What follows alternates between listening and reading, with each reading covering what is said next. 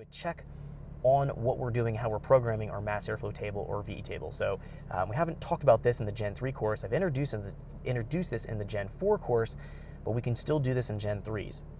So what we want to do is jump into our log list here.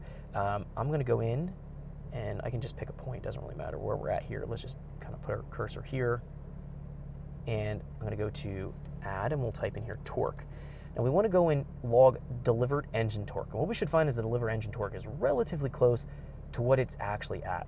So we'll click that there. Now the delivered engine torque is calculated from the air mass or airflow coming into the engine. So it utilizes that in calculating the torque.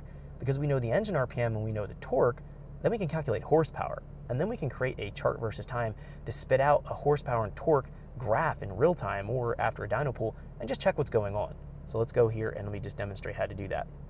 So we've added delivered engine torque. We're going to go to tools, we're going to go to math, parameters, and we're going to do another user math. Now in here, we're going to call this horsepower. And in the notes, we don't need to do anything there. We can call the abbreviation HP. The expression here, we're going to take the torque channel and the engine RPM channel, and we're going to go here. I have my equation, I just wrote it down. So it's engine torque multiplied by engine speed divided by 5252. And that's what we're going to be writing our equation as. So we're going to go here, we're going to do two parentheses, and we're going to go into our new variable, and we're going to take our parameter. We're going to be typing here engine torque, so actually we'll type in torque, and grab our, and we're looking specifically at the delivered engine torque. So we need to go down our list here and find delivered engine torque right there. Yes, sounds good. And we can see it's in pound-feet of torque. We're not going to be doing it in Newton meters, so that's fine. Then we're going to be taking this and we're going to be multiplying it. So I'm going to do an asterisk, new variable, so that's a multiply, little asterisk is a multiply, new variable, parameter, and I'm going to be typing in engine speed. We're logging engine speed as the SAE, so we're going to grab that engine RPM SAE. Yes, sounds good. Okay. And we can see here that we have our first portion of our equation. So we're going to do another bracket here, so two brackets. So we've bracketed that. We're going to do a // for divide, and we're going to be dividing it by 5252. That's going to give us the conversion from the torque to horsepower. So that's pretty simple. Let's go here and close this. Now we can go into our chart versus time, and we can create another chart versus time for horsepower and torque. Go to add to layout, go into chart versus time.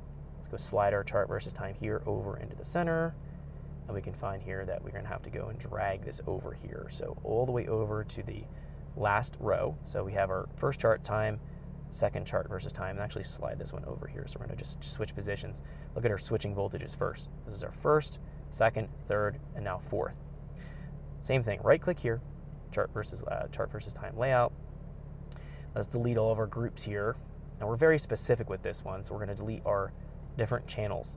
So in this situation here, we're going to do our engine RPM, and then we're going to go and do another series, and we're going to call this parameter here. We're going to say the delivered torque, or just torque.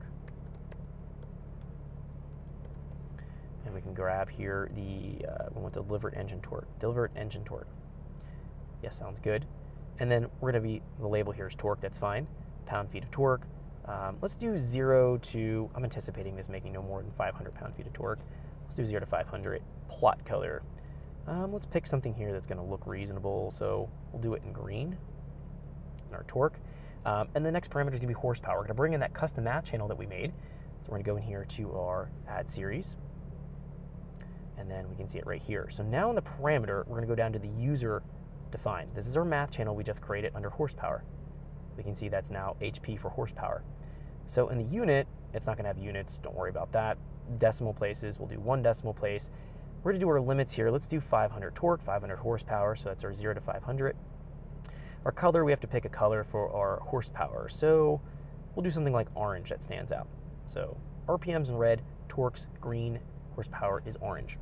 So now we've created that math channel here in our chart versus time, and we should have that all working properly. So what we're going to do is save this right now. It's very important that we save our list that we're working with so that it's not going to get lost. So we want to close this off or open it back up. Thanks for checking out our teaser clip. If you want to see the rest of this video and more than 500 hours of current EFI training we have to offer, make sure you click right here. If you want to go and check out more teaser clips from this training course, click here, and you don't want to miss any of the videos we're going to be releasing on this channel, so make sure you subscribe and click here.